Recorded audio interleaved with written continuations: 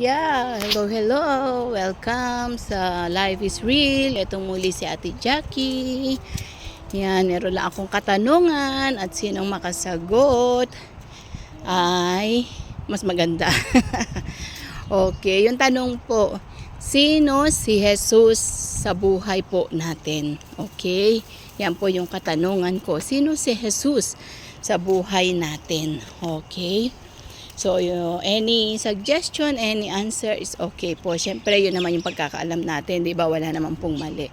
So, for me po, si Jesus, siya po yung tagapagligtas natin kasi siya po yung namatay sa krus ng Kalbaryo para po sa atin.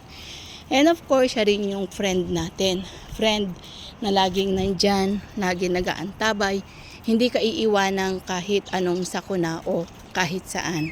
And of course, siya din yung good provider natin.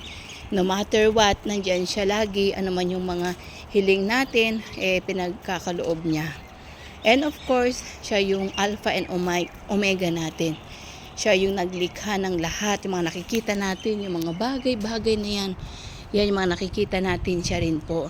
And of course, siya din po yung ating comforter. Comforter na lagi siyang nandyan. Pag nalulungkot tayo, lonely tayo, nandyan siya na nagko-comfort sa atin.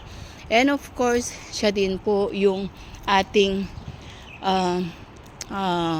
yung iba sinatawag na husband, di ba?